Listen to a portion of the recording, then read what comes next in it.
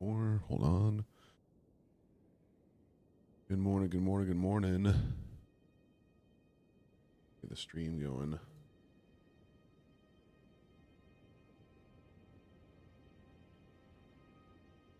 Go. All right.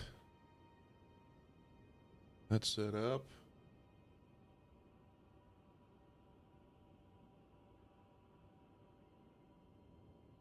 All right. My headset on here. Good morning. Welcome to Manhood. Today is, what is it, Wednesday today? March 18th. Wednesday, March 18th. This is just a daily Bible study where we get together and we go through a book of the Bible, and I attempt to not die dramatically at Elden Ring too many times while I'm doing it. Today we're going through Job chapter 3, and what I love about Job, and especially this chapter, is it's one of the most honest and vulnerable chapters in the entire Bible. After losing everything, his family, his health, his livelihood, Job finally speaks, and it's not like he offers like this polished, perfect prayer or anything like that, or a strong declaration of faith, but actually like curses the day that he was born, and wishes he existed. And I think he asks the questions that a lot of us ask in our own life, and it's an interesting thing. It shows us that faith doesn't actually ignore pain; it brings it out in the open. So I'm excited to go into that. Before we do that, though, we've got our got a couple things here. Got our daily proverb as well as our gratitude. Proverb of the day is out of Proverbs 10. Hold on. Proverbs 10. Hey, Caden, thank you for following. I appreciate it.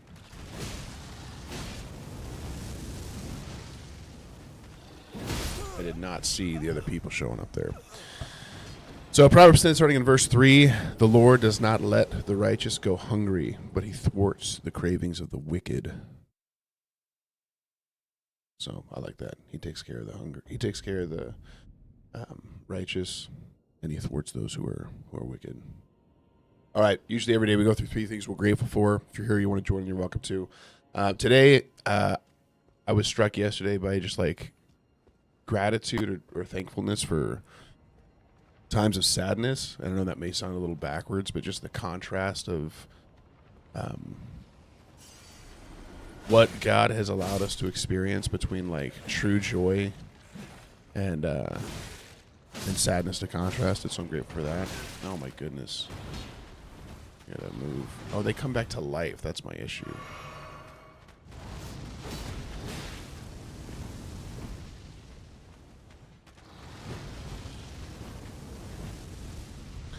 Let's just move, huh?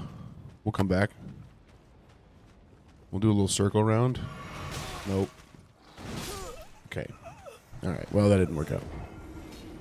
So I'm thinking with that. I'm super grateful for my wife. I've got a really, really solid wife, and I'm very, very thankful for her. She's incredible, being both wife and mother.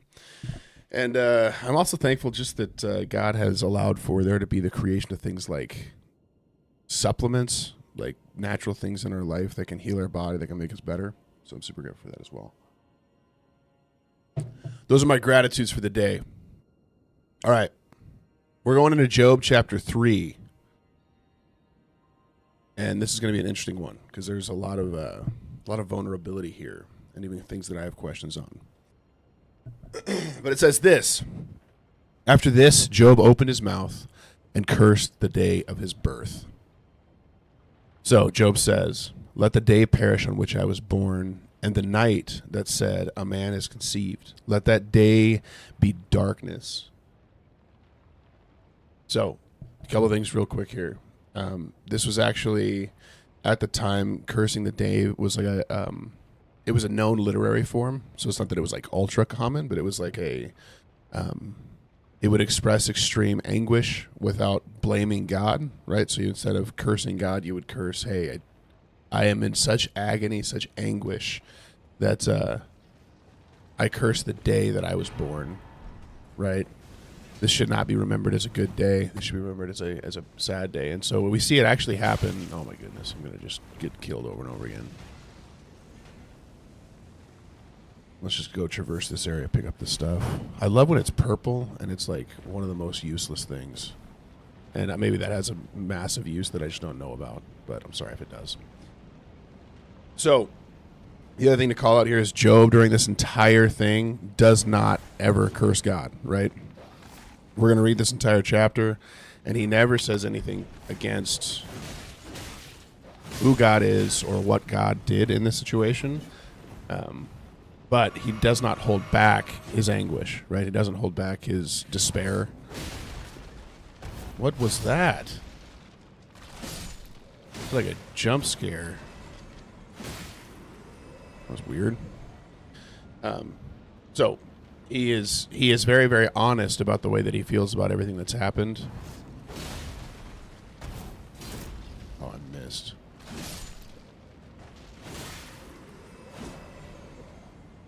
Perfect. Watch this. Nope. Too early. Alright. Be alright. Okay. So he goes further, right? It was a common theme to curse. Oh my goodness, I didn't actually kill this guy. I'm gonna die. Train, welcome, man. Glad to have you here, dude. There's so many of them. I'm gonna run toward this guy and circle around. Oh, are they dropping out of the tree? All right, we're gonna keep moving. So first off, he curses the day that he was born. That's the first thing he does, and then he also curses the night he was conceived. So I'm living your dream. Well, thanks, man. I appreciate that. I'm living my dream as well.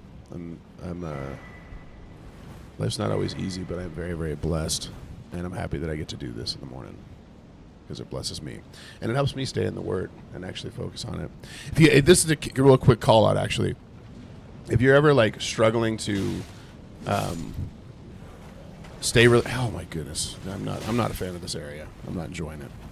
If you're ever struggling to like actually study deeply, that's one of the things I found to be most helpful is when I'm like reading it to explain something, and it's such a massive impact on my on just my like focus and attention and everything else. And so this is actually mainly just for me to be kind of forced into the Word more deeply and like try to read it for more. Are they still following me? Okay.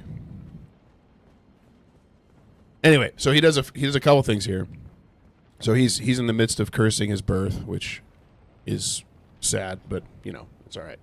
And then he also cursed the day that he is conceived, right? Let that be cursed as well. Is the dragon down there?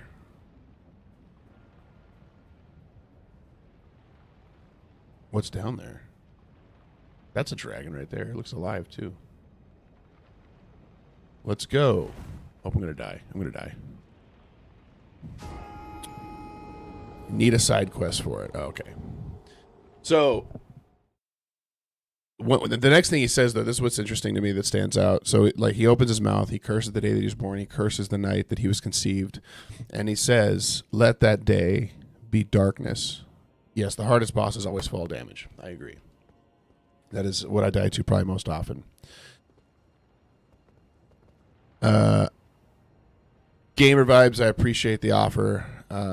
But I'm good, dude. We're just here to read the Bible each morning. Okay, so he says the next line. He says so. If one call out here, right? I'm kind of talking in circles. One key call out is that this is shifted. So the literary style is no longer narrative, which is what it was at the beginning of the book when we hear about the calamities that fall upon him. That is direct narrative literature. And then it shifts, and depending on what kind of a Bible you have, it'll actually shift the layout of the writing. That's what mine does. Is it changes to a completely different writing layout, and that's to showcase to you that this is it's a shift in literary style. Is that thing gonna drag me in? Oh my goodness, this game! And I just fell off a cliff again. I thought that was the place below. All right, top tier gameplay. So the literary style shifts to poetic literature. Right, so he's actually this this kind of outcry that he's having is written as a poem, right? It's written as like a symbolic thing. That's why you're going to see kind of these drastic responses, these things of anguish. Hey, curse the day that I was born. This is like him writing song or poetry in lament, right? And we see that even today. You'll see people use kind of more cosmic, large language to express their grief, to express these things as they're writing songs, they're doing this other stuff, as they will be purposefully exaggerative or exaggerate purposefully. Oh, nice. Thanks, Tristan. Welcome, dude. Happy you're here. Legion, what's my take on easily digestible Bible? Oh, no, I'm losing my thing. Hold on, I got distracted. I'm not going to not answer you. Got in trouble for that yesterday. I just have to... Let's see. Were you just tricking me?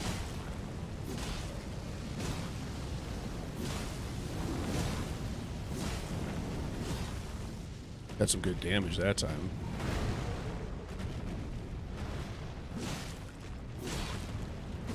Oh, I got stuck in animation. Here we go. Probably just put on. Don't.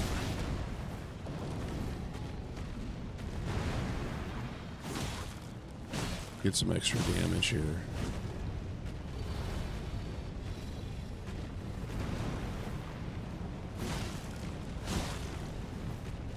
Oh, I thought I was going to get hit.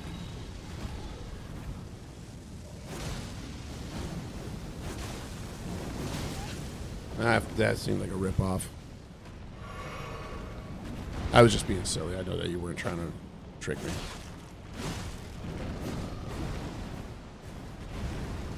Don't do it.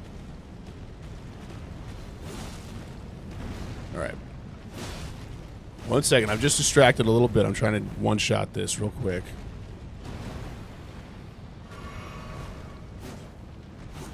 Oh. Come on.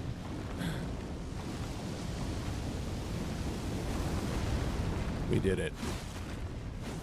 Nope, we didn't do it. I thought we did it.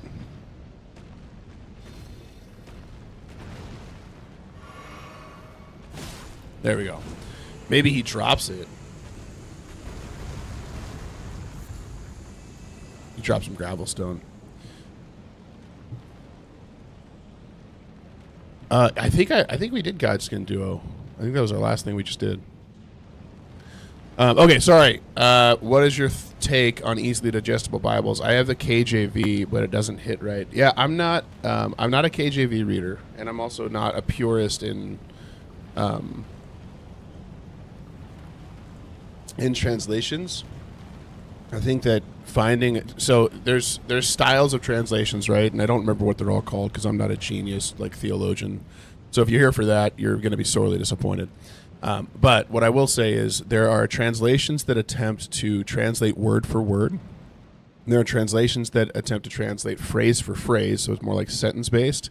And then there are translations that will do more thought-based or concept-based. I'm not as much of a fan of thought and concept-based. This would be things like The Message.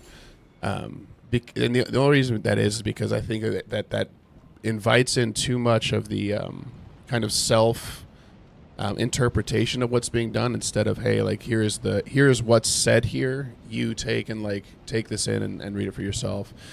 Carolud, thank you for following. I appreciate it.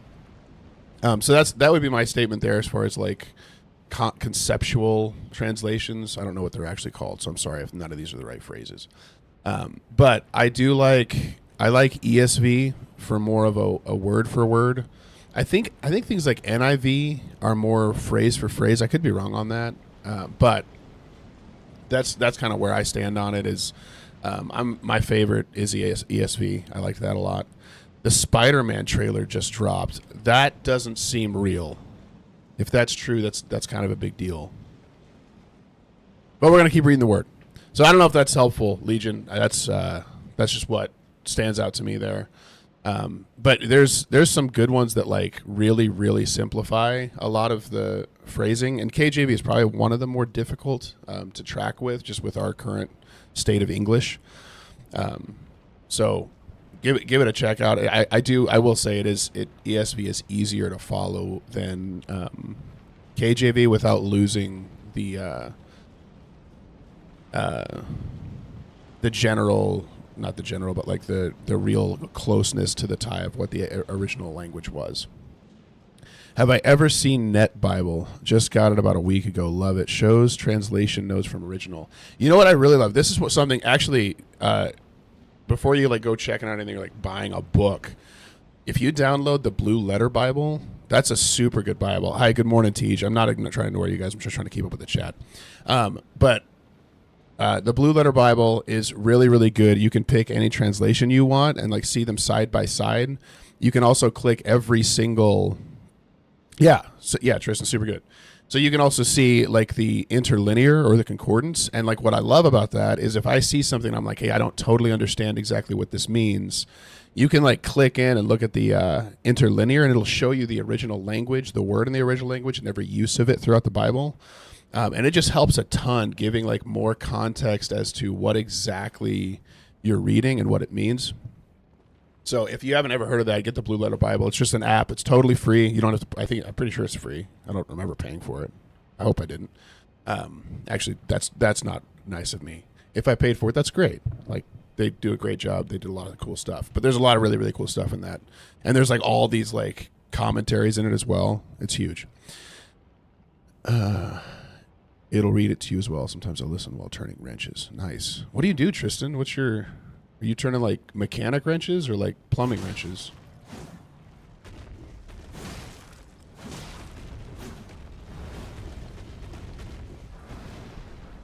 Is there benefit to killing these things? Or is this just nice?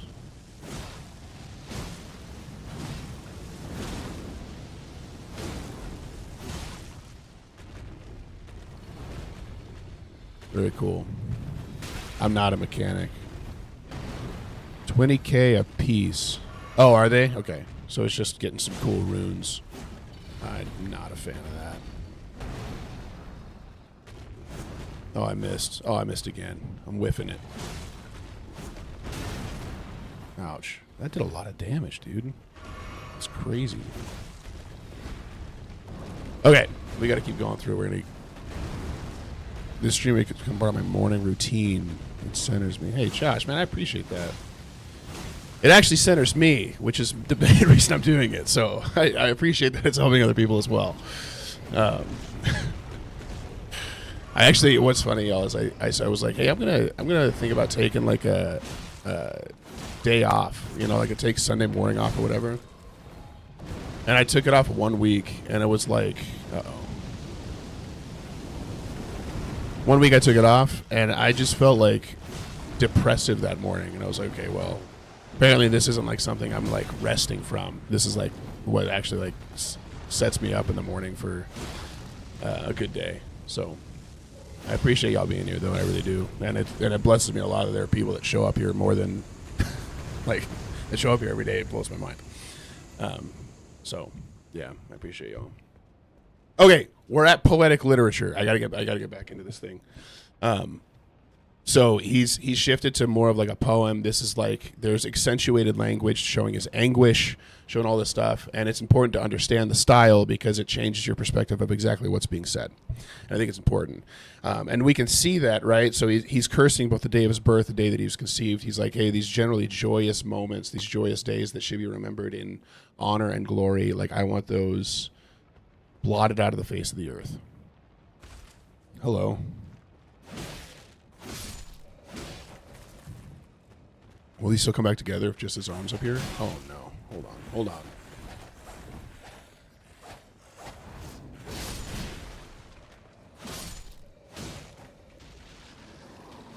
What's interesting though is he says, if I can kill these guys before they come back to life. So he also says, let that day be darkness. Now, if you look at this in the original, going back to reading the Blue Letter Bible, this is the exact phrasing Nothing more than dragon hearts. I don't think that they gave me dragon hearts, did they? I'm just seeing Tristan's message. Sorry. But I work at a steel mill, so audio works for me. However, I get distracted often. You should also, hey, Legion, you should check out, sorry, everyone, Pig Stitches. You should check out Streetlights Bible as well. That's one of my favorite things. I listen to that while I work out a lot. And it's super good. It's essentially like the Bible read over like an R&B track, and you can find it anywhere, Spotify, any place where there's music. That's super good too. And now I'm actually going to talk about what I was going to say. So when he says in verse 4, let the day be darkness, may God above not seek it. So the phrasing that he's using when he says let the day be darkness is the exact, like it is literally word for word, a call from Genesis 1 where God says let there be light. Like it's like, hey, let this day be darkness. Let's undo the actual creation event of the day of my birth. Right, so it's this dramatic, like accentuated language of, "Hey, I am in such a depth of despair that I would have not rather been born. In fact, like may God, again, not cursing God, not calling God out, not being negative toward Him, but saying, oh my goodness, that was ridiculous, and I'm going to be way back over. That's going to be great. Well, nothing but the best over here." So it's essentially like undoing creation, right? It's saying, hey, and you said let there be light. I say, hey, on the day of my birth, let there be darkness, right? Like I wish you would have just forgotten to even create it, God. So still pointing the onus back to like God is good, God is creator, He is holy, but my despair is such that I wish that you had never actually created me. And I think what's beautiful about some of the harder scriptures, Pixie just has been there. I think what's beautiful about this is like all of us generally, and there are people who will say things like, I don't know. There's some people who say like, yeah, after you're a Christian, like it's only blessing, it's only good. And as we're reading like some of these harder passages, it's like, man, it's structured so, like the Bible is structured so interestingly where like there is a complete assumption that we're going to be at times in deep despair, and we're literally given direction as to how that's going to look and how it should look. Is this game teenager friendly? It depends. I mean, that is very, very subjective question. Depends on what you're okay with teenagers watching. I mean, there's violence in it.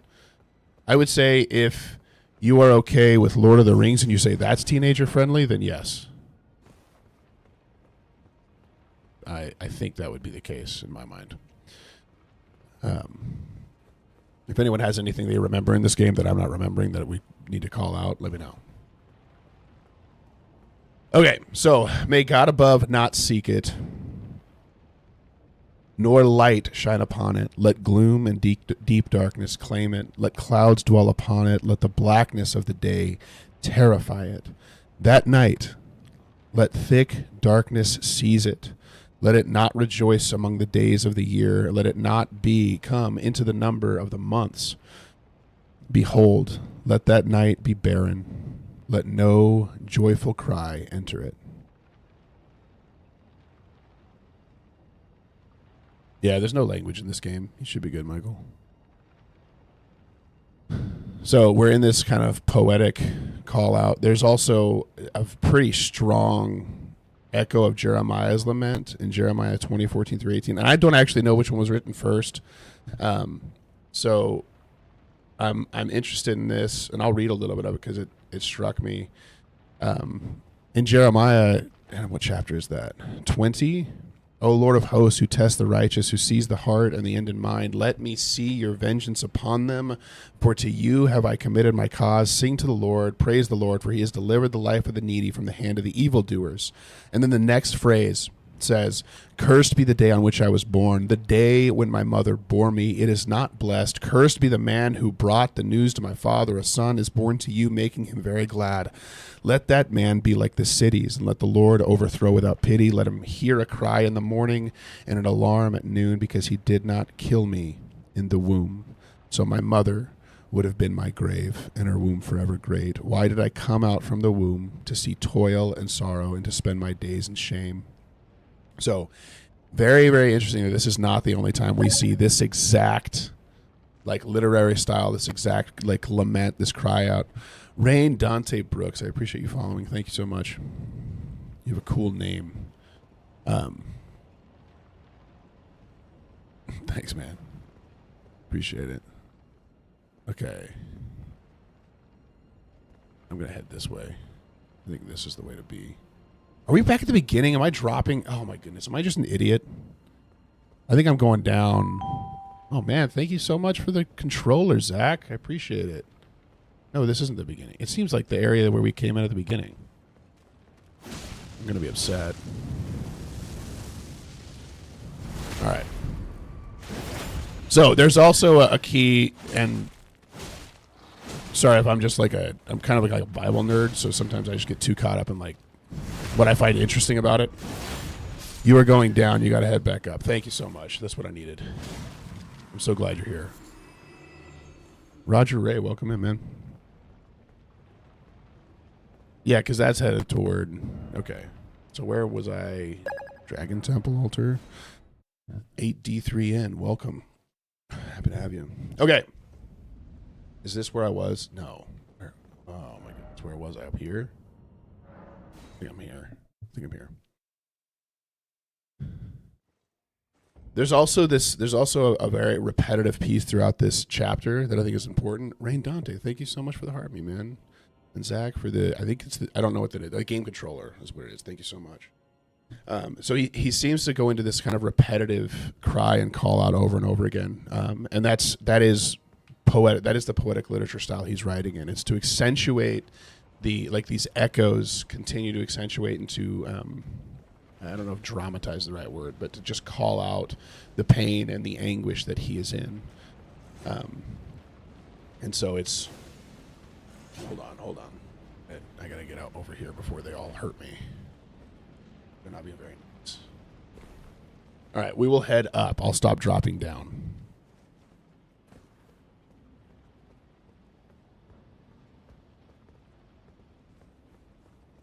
All right. Okay, how do I get to... I probably didn't do his quest line. I really wanted Alexander the Jar to be here, but he's not going to be. He's not going to be. Okay. Let it not rejoice among the days of the year. Let it not come into the number of the months. Behold, let that night be barren. Let no joyful cry enter it. Let those curse it who curse the day. Am I trying to fight the secret boss, Placidusax or whatever? Sure. I'm actually just trying to progress forward in whatever path is available. Placidusax. I don't remember how you say his name. Is it up here, though? Let's do it. It's not up here? Or no, don't go up there. I thought it was this way. Am I wrong? He's not there. Okay. Well, where is he? Isn't he like over there? Like over there?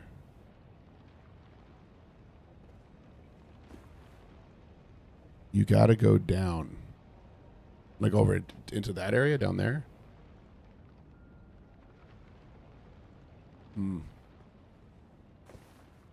So glad you guys are here to help me with Elden Ring. Because distractedly playing. Did you exhaust? No, so he's still at Radon. Oh, okay.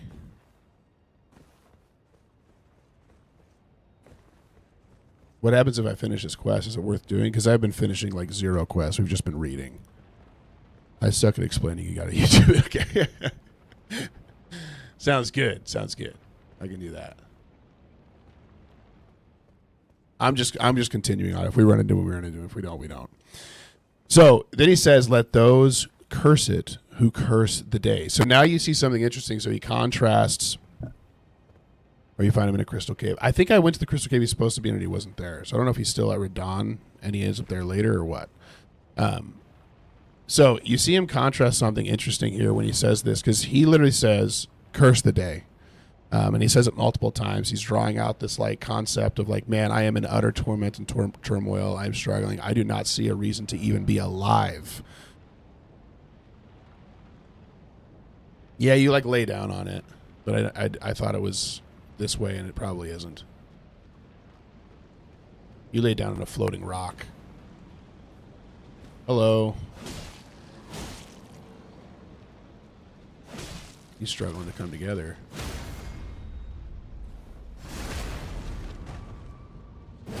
Hey, thanks, Darren Gray. I appreciate it, man.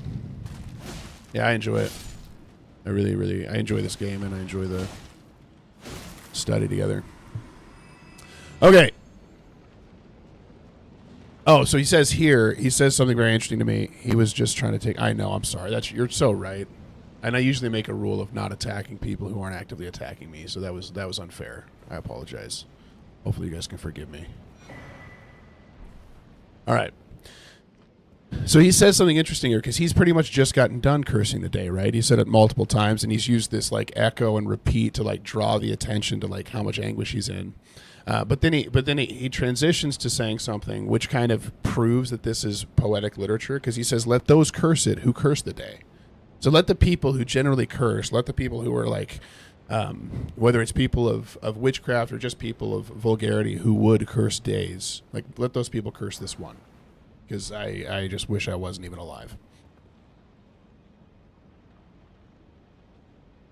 And then he says, who are ready to rouse up Leviathan. Let the stars of its dawn be dark. Let it hope for light, but have none, nor see the eyelids of the morning, because it did not shut the door of my mother's womb, nor hide trouble from my eyes.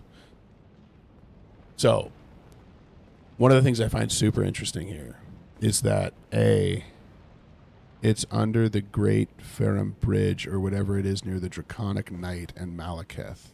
Is it? Where am I? Which way is the way to go?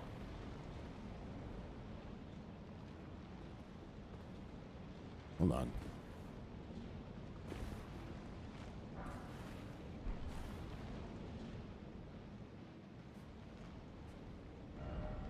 What's the forward path? Am I going the wrong way? Hey, thank you for liking, Shadow Jones. And for following. Because that's the Dragon Temple lift. What's this over here? Rumbling Beast Grave? I don't even know what that area is. It's the Half Moon Broken Bridge. This thing? That's not a half moon. That's it? Okay. So I need to go back over here and like head this way? I don't know. We're gonna see. We're gonna see if that works. Okay. Why did I? So we've seen kind of a couple different elements of this. Hey, curse the day I was born, curse the day I was conceived, and then he goes another step and he says, hey, okay, I was born, I was conceived, whatever. And he says this. He says, why did I not die at birth? Come out from the womb and expire? Why did the knees receive me, or why the breast that I should nurse? For when I would have lain down and been quiet, I would have slept, then I would have been at rest with kings and counselors of the earth who rebuilt ruins for themselves, or with princes who had gold, who filled their houses with silver. Or why was I not as a hidden stillborn child, as infants who never see the light?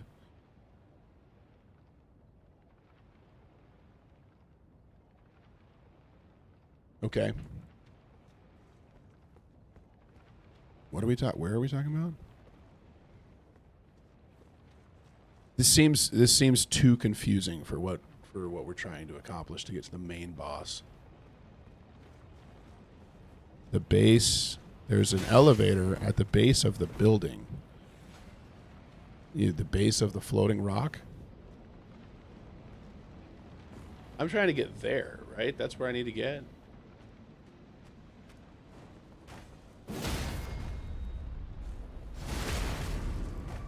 It seems like I'm heading the wrong way if I'm getting to Malekith. That's what it feels like to me.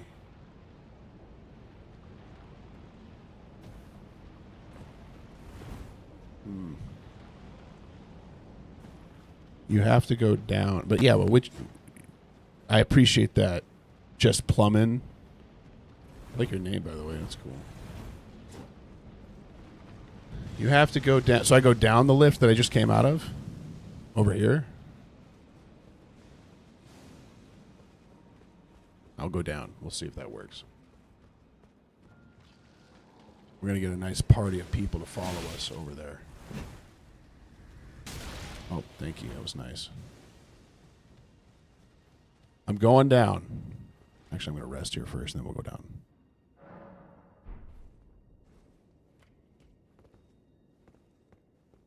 Oh, it's there. Oh, man, I thought I was going to die. Okay.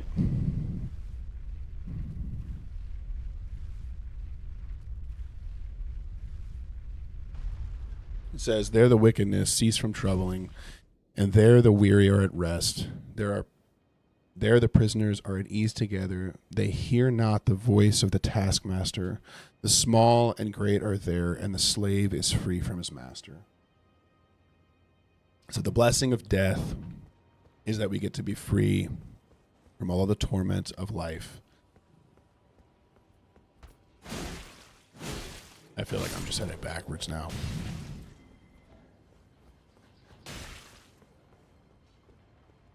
But there it is over there. Let's head this way.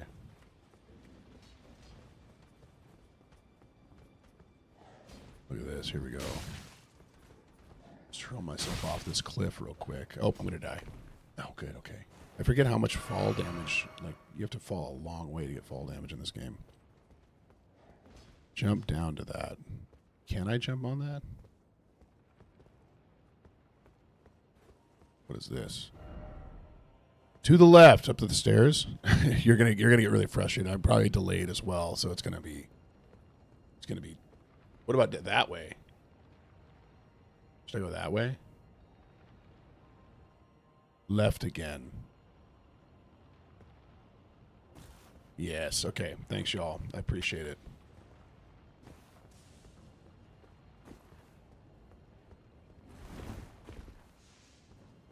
We gotta jump off the cliff to get that.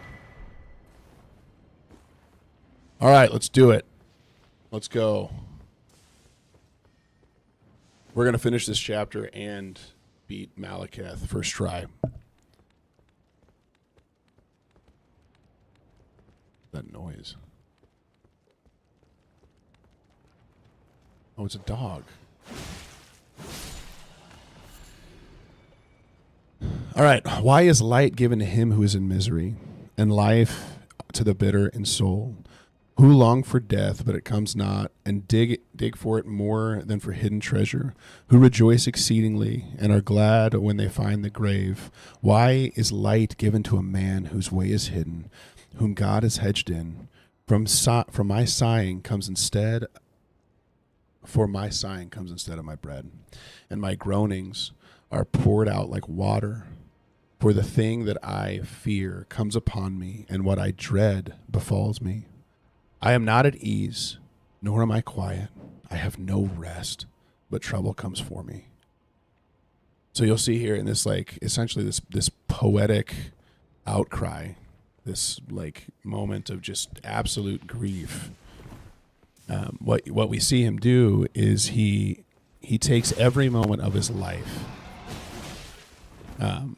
So from like literally conception, right? From the moment of conception, and he laments it, right? He laments the conception. He laments that he did not die in his mother's womb. He laments that he was not stillborn. He laments that he did not die soon after birth. And then finally, he says, if that all wasn't enough, why could I not just die instead of having to exist and experience this grief that I'm in?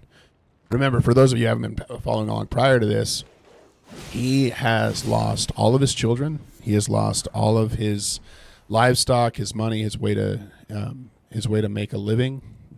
He's lost everything.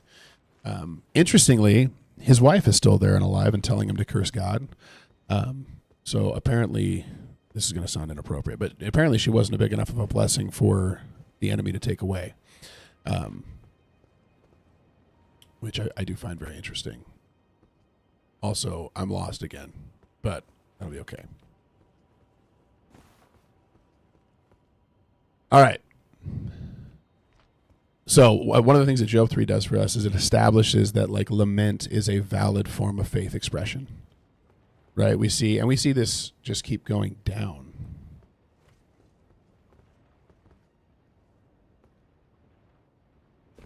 Okay. Can't go down that way. We'll go in here. Oh, look at this over here. We found it. Fleeing ahead. Oh, not for me. This will be easy. What is it? Oh. Oh, he's just a friend. He'll be fine. I feel like that was ridiculous. We're going to first try it. Here we go. There we go. Thank you. We did it. All right. The other thing is that there is a constant, in all of like our humanity, there is a constant need for us to have an understanding of exactly why we're dealing with any sort of problems, right? Lock in. Thank you. I appreciate that. Oh, I rolled early. Hold on. I'm going to die if I'm not careful. He's pretty strong.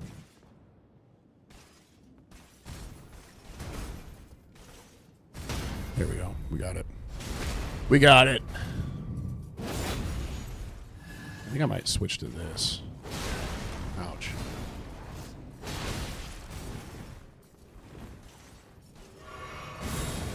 Here we go. Is being lazy a sin? Yeah. Yep. It's called sloth in the Bible. And I think it depends on what you mean. Resting is not a sin. And if we're not careful, we can conflate those two things. Holy smokes, I didn't know they could do that. Okay, well, I died. Yeah, so there's a difference between like taking a day off and just chilling and then being chronically sloth or lazy, right? Which is very much considered to be a sin. We're like created to do work, right? I mean, look at just even the very origin story of what we're set up to do. We're set up to do solid, good work, enjoy time together and time with God, and prosper and be happy. And so the concept of us getting stuck in these modes of, and I think a lot of it is the culture that we exist in just adores consumerism, right? I mean, you could argue like what we're doing here, right? We're all scrolling through social media together. Don't leave. This is good. We're all like approaching the word together. This is great. But we can get very caught up in just like this constant state of distraction, consumerism, and ignoring like the true hope and joy that God has for us. And a lot of that can consist as laziness. It's the same reason why we struggle at work to maintain the drive that we probably should have, because we're so bound up in distraction culture. That thing barely missed me. Oh, I missed that over here. Look at that. Oh, but we all tend to like look into, okay, what is the... Oh, I'm glad, man. I appreciate that. I really do. Seneca the Stoic has some good things to say about it. That's interesting. I went through a time of reading a few of the Stoics. One of the things that is dangerous about Stoicism is it doesn't answer the question of our need for God. I don't know Seneca super well. I spent a lot of time with Marcus Aurelius. But it can be like a dangerous thing, because I think it's like very similar to the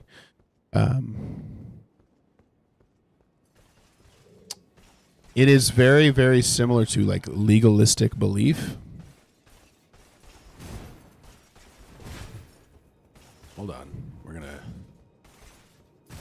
got him because it's all about like you denying yourself, which is that's a biblical thing. So I don't want to come across super negative, but what it's not is like it can be very, very legalistic, very like you're the ruler of your own life. And Christ tells us that the only way we're going to get to the Father is through Him, right? It's like through actual faith. And we need the Spirit. Oh my goodness, he just doesn't end. Okay, well, that didn't work out. All right. A couple of key things here I want to point out as far as like life application goes, which I added these like little top line things, and then I forget to actually change them every time I go into it because I'm not used to them being, so people can understand what part of the deal we're in. So I just changed it so it says life application and closing. But one of the things is like God is not fearful of our expression of pain. Oh, thanks, man. We'll get back over there. I might just run past this guy. I don't do enough damage to him.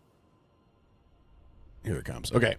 So the Bible doesn't censor grief. It doesn't equate righteousness and holiness with like shutting your mouth and like just dealing with it, gritting your teeth.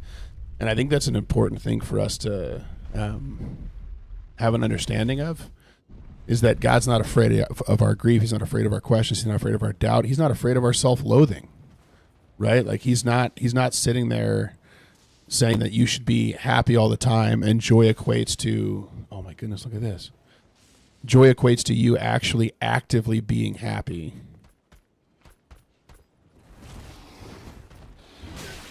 Hold on. Ouch. Okay.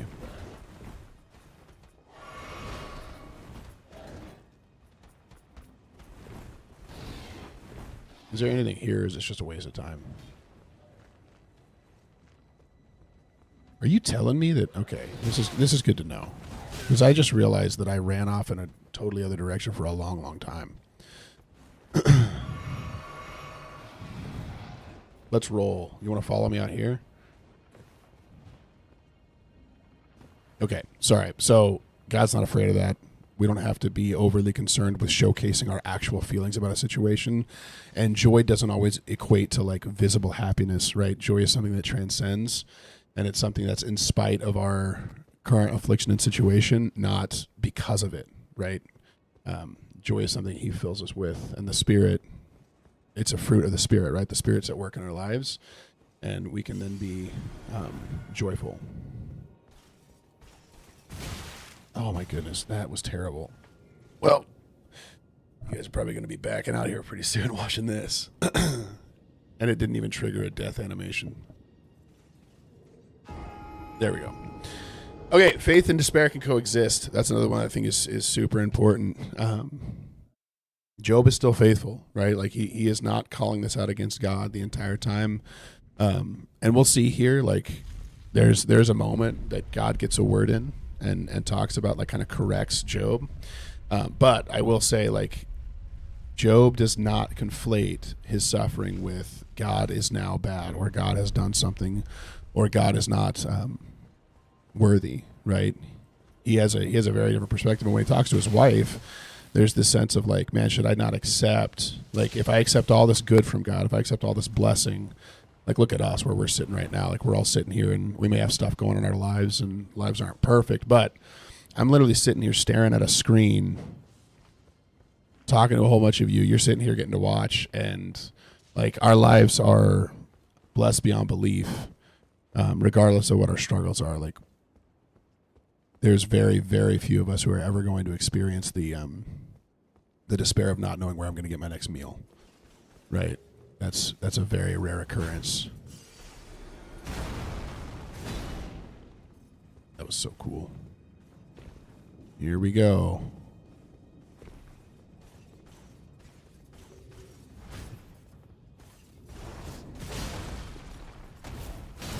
Okay, well,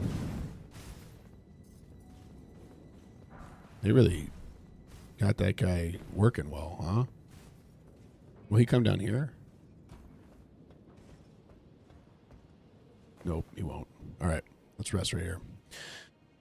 So faith and despair can coexist, and Job shows us that. He's still faithful even while deeply struggling and saying some things that I think a lot of us, if we were to hear someone say in front of us, we would do what a lot of his friends are about to do in the next coming chapters, which we'll read about tomorrow and the next day and the next day.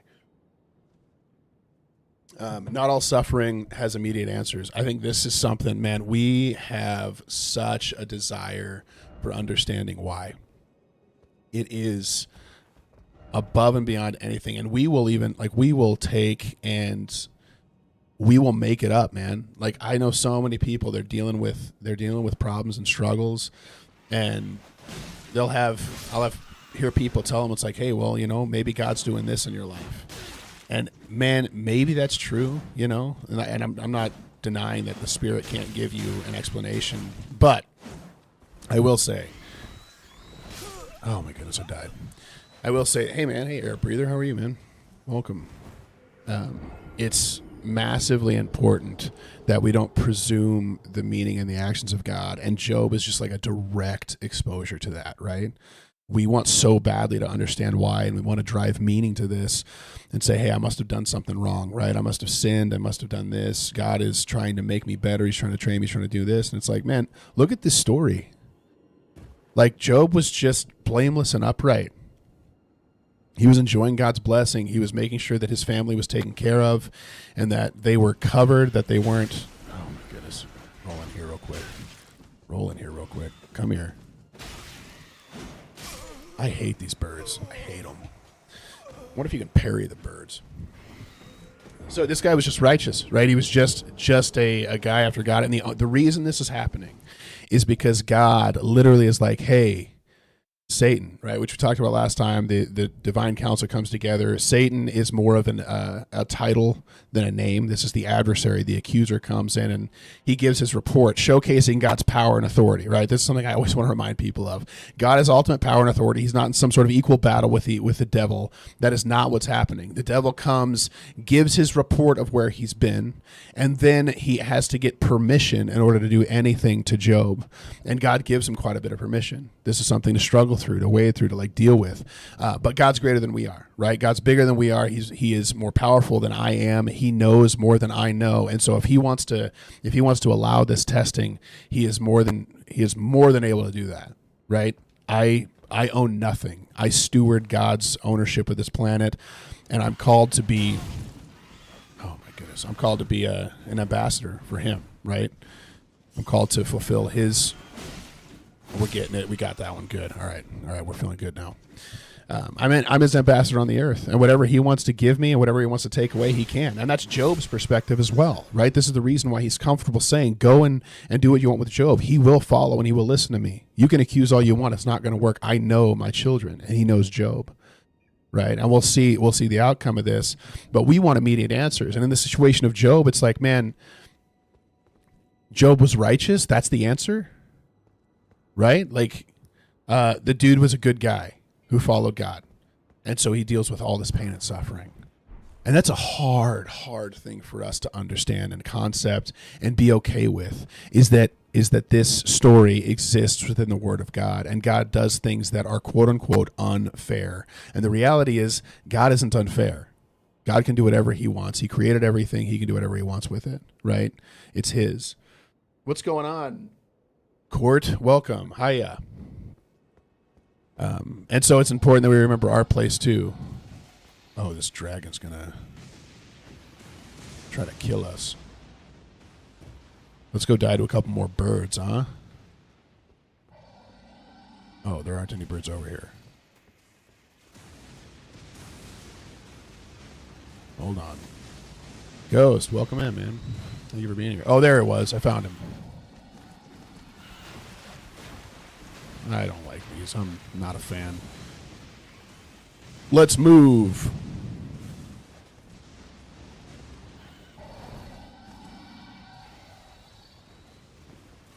I wish the birds would get struck by lightning. I rolled. All right, we're drinking. Republican Jesus, I shall hear your side as long as you are a legal citizen. Hey, Kumamayada or whatever. I don't know what you're talking about. If you want to stay here and hang out with us, you can. Fortunately enough, you just made this walk with the dragon and all that. Yeah, I'm not a huge fan of it. Thanks, Cord. I appreciate that. Thank you so much. I can't see YouTube's, like, I don't know of a good way that YouTube has to track all that stuff, so I'm sorry I'm not calling it out for any YouTube-related stuff. It's not that I don't love you all, and I really do appreciate it. Okay, the other thing is, so like, there are times where we're just not going to have answers, right? We're not going to know why something happens or why something doesn't happen or why something we asked for didn't come to fruition. It's like, hey, sometimes God's grace is enough. And it's like, listen, you don't always get to know exactly what I'm doing and why. And we don't get that blessing even when we want it deeply. And it's important that we maintain faith through it. Oh my goodness, man. This is not fun.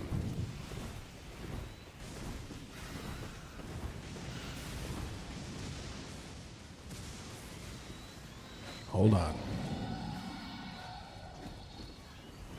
Hold on. Oh.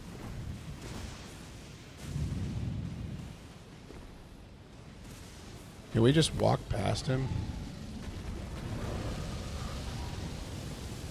Because I don't want to deal with these birds. Oh, he's killing the birds.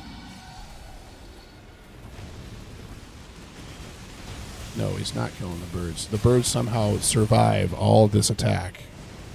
All right. We're moving this way. We're not doing that right now. Look at how jittery my shadows are. It's crazy. It's not my first playthrough. No, it's not my first. Is it over that way? I feel like there's something over in this corner. Am I wrong? I think that's where you lay down, isn't it? It's over there. Pretty sure that's it. Oh, I was talking about Placidusax or whatever his name is. Oh, nice dodge. Did you see that? That was impressive. Oh, I meant like 1 health. I didn't even realize that. All right. Oh, careful.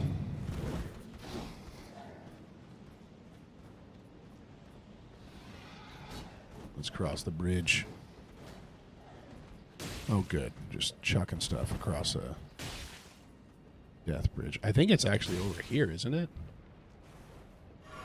Isn't it down this way?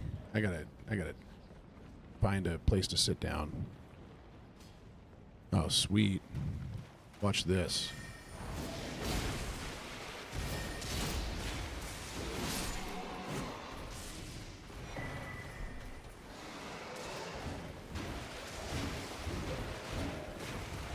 Ah, there we go. We got it.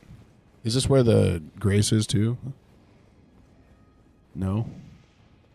Where's the grace, man? Where's the grace? There it is. We found it. Great job. I like your username. That's cool. You look like a... Is that a car? Taillights of a car? Either that or a really crazy looking bug with 4 eyes. I like it. Oh, the old GTR, huh? Very cool. All right, tomorrow we're going to be going into... We don't have enough to level up, right? No, we don't. We're going to be going into Job chapter 4. This is the first guy's response to Job after what he says. And it's going to be really interesting to watch. And I'm excited for it. If you guys are enjoying this, I welcome you to follow, like, whatever the online things are that you can do to get more people to see it if it's helpful to them too. And we're here every single morning, starting at... What are we starting at? 5:30 my time, which is like, for other people, it's a little bit later. So I'm Mountain Time.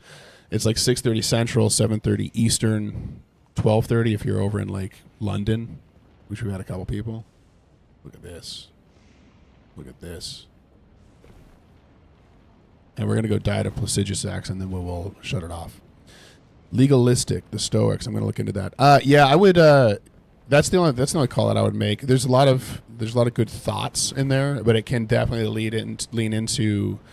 I view it as like the American dream of legalism, right? Like, hey, if you just hold to these things flawlessly and perfectly, your life will be great. If you just forgo all these other things in life, you can have whatever you want in essence, or you can be whatever you want, because what you want now is nothing, so you can be it. Here we go. Train, thank you so much, man. I'm excited to see y'all tomorrow as well. Going to Job chapter 4. This has been an interesting timing for me as well of reading through this, because it's been a very weirdly down season the last couple of days. So it's been good for me to kind of wade through it as I'm reading. All right, we're trying this one time, and then we're going to hop off. And it's probably all it's going to take for me. God has always protected me. Amen. He's always protected me as well. And you know what? Even if he leads me to death, that's okay too. That's okay too. Is the idea that time is going in reverse right now? I don't think I made that connection before. God is good. Amen. Here we go. Here we go.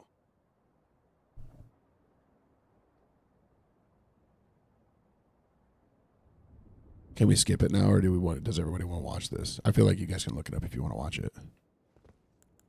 Here we go.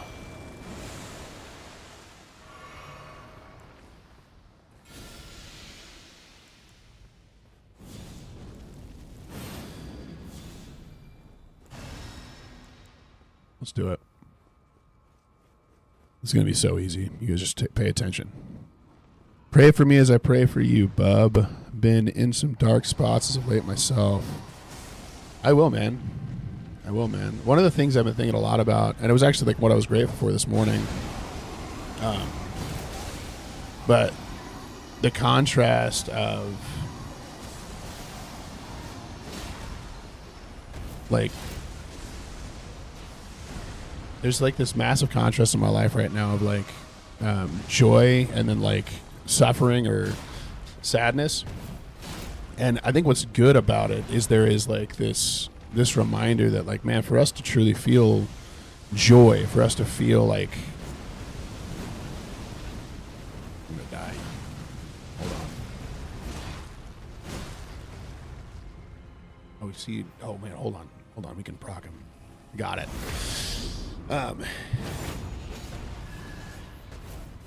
Like for joy to exist, there has to be pain and there has to be sorrow, right? I don't know what's about to happen. Where is he? Okay. Oh, come on. Roll through that. Okay, well, never mind. I didn't realize he was going to just disappear over and over again.